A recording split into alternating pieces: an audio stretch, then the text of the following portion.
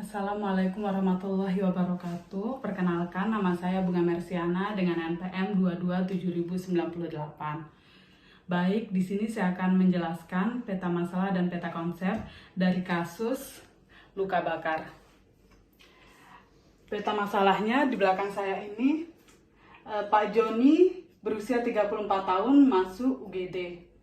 Keluhan utamanya, luka bakar di wajah, leher, batang tubuh bagian anterior, dan kedua ekstremitas atas.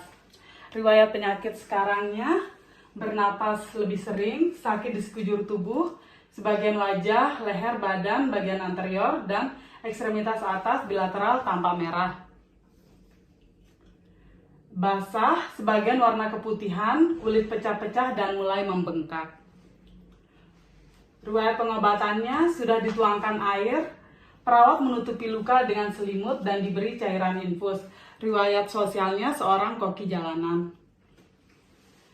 Selanjutnya dokter melakukan pemeriksaan fisik. Ditemukan hasil tekanan darahnya 90/60 mmHg, itu tekanan darah hipotensi. Untuk denyut nadinya 124 kali per menit, ritmenya teratur. Untuk frekuensi pernapasannya 30 kali per menit, tetapi tidak terlihat kesulitan bernapas. Di mana wajah bagian atas terlihat hiperemis, bulu hidung dan alis hangus. Wajah dan leher bagian bawah terdapat lepuh sebesar 5%. Pemeriksaan laringoskopi indirect tidak ditemukan hiperemis pada jaringan. Tidak ditemukan hiperemia pada laring. Setengah dari permukaan anterior batang tubuhnya berwarna merah, basah, berair, dan terasa nyeri. Epidermis rusak dan jaringan tampak bengkak. Kedua lengan atas dan bawah lepuh, pecah-pecah, sebagian berwarna kecoklatan dan keputihan. Terdapat luka berair yang berwarna merah, edema, dan terasa nyeri. Hampir tidak bisa menggerakkan jari. Saluran infus intravenal lain dimasukkan di kaki, dipasang selang nasogastrik dan kateter urin. Untuk volume urin awalnya 40 cc, warna kuning tua. Selanjutnya, setelah dilakukan pemeriksaan laboratorium hasilnya hemoglobin 18 gram per desiliter, hematokritnya 55 gram, leukositnya 16.000 mm3, trombositnya 300.000 mm3, 300.000 per mm3.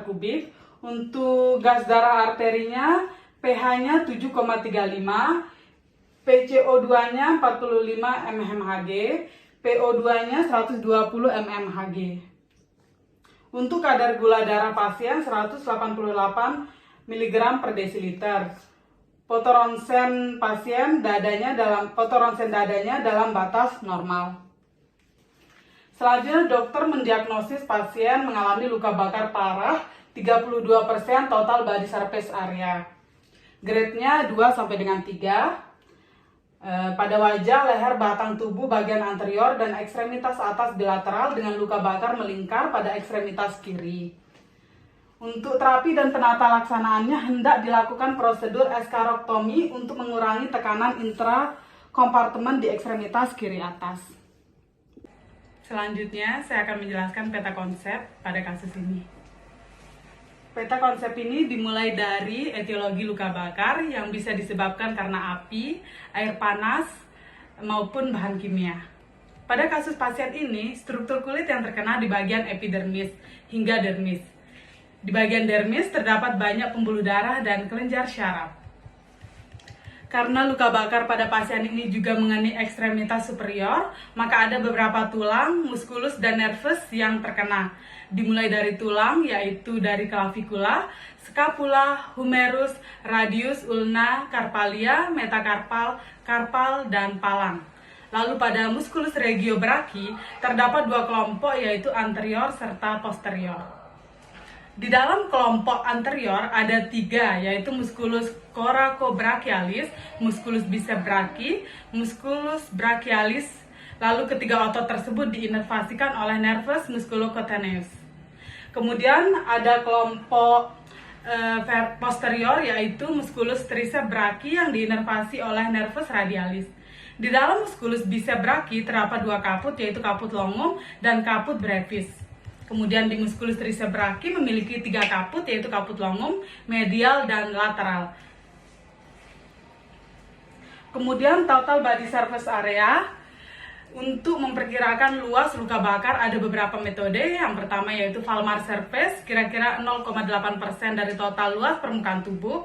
Yang kedua yaitu Wallace Rule of 9 untuk perkiraan luka bakar sedang sampai berat pada orang dewasa. Wallace membagi tubuh atas bagian-bagian 9% atau kelipatan. Untuk anak-anak, pada anak dan bayi digunakan rumus lain. Dikenal rumus 10 untuk bayi dan rumus 10, 15, 20 untuk anak-anak. Patofisiologi dari kasus ini terjadi karena luka bakar yang parah. Dapat mengakibatkan gangguan hemodinamika, jantung, paru, ginjal, serta metabolik akan berkembang lebih cepat. Permeabilitas seluruh pembuluh darah meningkat. Sebagai akibatnya, air, elektrolit, serta protein akan hilang dari ruang pembuluh darah masuk ke dalam jaringan interstisial, baik dalam tempat yang luka maupun yang tidak mengalami luka. Kehilangan ini terjadi secara berlebihan dalam 12 jam pertama setelah terjadinya luka dan dapat mencapai sepertiga dari volume darah. Laju filtrasi glomerulus mengalami penurunan, sekresi hormon antidiuretika dan aldotestosteron pun meningkat. Pada pasien luka bakar, terjadi respon lokal dan terjadi respon sistemik. Respon lokal mencakup pembentukan zona-zona yang terpapar. Area yang pada luka yang terdekat pada sumber panas akan terkonduksi dengan cepat, mengalami kematian sel karena tidak mengalami koagulasi protein seluler. Area yang mati ini disebut zona koagulasi. Di sekitarnya terdapat kerusakan yang tidak seberat zona tersebut, tetapi sirkulasinya terhambat disebut zona stasis. Zona ini dapat mengalami nekrosis apabila tidak ditangani. Di sekitar zona stasis terdapat zona hiperemis yang berisi mediator inflamasi dan dilatasi pembuluh darah. Respon sistemik muncul setelah 24 jam. Umumnya, pada luka bakar yang seluas lebih dari 25% yang memicu perubahan fisiologi sistemik, yaitu keseimbangan cairan dan elektrolit, berupa peningkatan tekanan hidrostatik kapiler yang meningkatkan transfer zat menyebabkan perpindahan Na+ ke dalam sel dan K- keluar sel yang menyebabkan edema. Luka bakar sendiri diklasifikasikan menjadi dua. Yang pertama, luka bakar diklasifikasikan menjadi tiga. Yang pertama, kedalamannya. Yang kedua, tingkat keparahannya luka. Luka bakar derajat 1 yaitu luka bakar yang proses penyembuhannya tidak meninggalkan jaringan parut luka bakar. Ini hanya terjadi di epidermis. Gejala klinisnya berupa eritema dan nyeri. Selanjutnya, luka bakar derajat 2 terjadi pada epidermis dan sebagian dermis. Luka bakar ini dibagi menjadi dua, yaitu derajat 2A dan derajat 2B. Derajat 2A, luka bakar meliputi epidermis dan lapisan atas dari dermis. Kulit tampak kemerahan dan rasa nyeri lebih berat daripada derajat 1. Gejala klinisnya berupa bulas serta berwarna merah. Selanjutnya, derajat 2B yaitu meliputi epidermis dan lapisan dalam dari dermis, disertai juga dengan bula dan berwarna pucat. Kemudian luka bakar derajat 3 yang menyebabkan kerusakan jaringan permanen atau rasa sakit atau nyeri yang kadang tidak terlalu terasa atau bahkan tidak ada karena ujung syaraf dan pembuluh darah sudah hancur. Gejala klinisnya berupa hitam dan kering. Pada kasus ini, Pak Joni terdiagnosis luka bakar derajat 2 sampai dengan 3. Luka bakar grade 2 sampai dengan 3 ini pada daerah wajah, leher, batang tubuh, bagian anterior dan bagian atas bilateral dengan luka bakar melingkar pada ekstremitas kiri. Luka bakar memiliki 3 klasifikasi keparahan, yaitu pertama, luka bakar minor 15% atau kurang pada orang dewasa, yang kedua 10% atau kurang pada anak-anak, dan orang tua 2% atau kurang dan luka bakar ketebalan penuh. Untuk perawatan luka bakar terutama yang parah harus melewati kriteria masuk rumah sakit dan rawat inap. Untuk kriterianya, luka bakar pada pernapasan, luka bakar yang dalam pada kulit kepala, luka bakar hancur terutama pada tangan atau kaki. Selanjutnya yang termasuk luka bakar moderate, yaitu 15 sampai dengan 25% total body surface area pada orang dewasa dengan luka bakar kurang dari 10%. Yang ketiga, luka bakar mayor, yaitu 25% total body surface area atau lebih 20% TBSA atau lebih pada anak-anak. Untuk orang dewasa 25% atau lebih total body surface areanya. Semua luka bakar yang melibatkan mata, telinga, tangan, kaki, atau perineum yang tampaknya menyebabkan gangguan fungsional. Semua luka bakar tersebut juga bisa karena yang dimasukkan ke dalam zona ini, luka bakar akibat sengatan listrik, semua luka bakar yang terkomplikasi trauma mayor atau trauma inhalasi. Semua pasien berisiko tinggi dengan trauma luka bakar. Fase akut dimulai saat kejadian hingga penderita mendapatkan perawatan di unit luka bakar, mengalami ancaman gangguan airways atau jalan napas, breathing yaitu mekanisme bernapas, dan gangguan circulation atau sirkulasi. Dimulai dari gangguan airways dapat terjadi segera atau beberapa saat setelah trauma. Cedera inhalasi pada luka bakar adalah penyebab kematian utama di fase akut. Gangguan keseimbangan sirkulasi cairan dan elektrolit berlanjut hingga keadaan hiperdinamik akibat instabilasi sirkulasi. Selanjutnya, circulation access intravena dan pemberian resusitasi cairan sangat penting untuk evaluasi lanjut selang nasogastrik. Untuk evaluasi lanjutnya, selang nasogastrik ini digunakan untuk dekompresi lambung dan jalur masuk makanan. Selanjutnya, evaluasi semua denyut nadi perifer dan dinding toraks. Selanjutnya, observasi menyeluruh terhadap edema jaringan terutama pada ekstremitas dan kemungkinan terjadinya gagal ginjal. Selanjutnya, komplikasi luka bakar dapat berasal dari luka itu sendiri atau ketidakmampuan tubuh saat proses penyembuhan luka, dan infeksi luka bakar. Sistem integumen memiliki peranan penting di mana sebagai pelindung utama dalam melawan infeksi. Kulit yang rusak atau nekrosis menyebabkan tubuh lebih rentan terhadap patogen di udara seperti bakteri dan jamur. Contoh dari infeksinya bisa dari traktus urinarius, pneumonia, kerusakan pembuluh darah yang menyebabkan hipovolemik.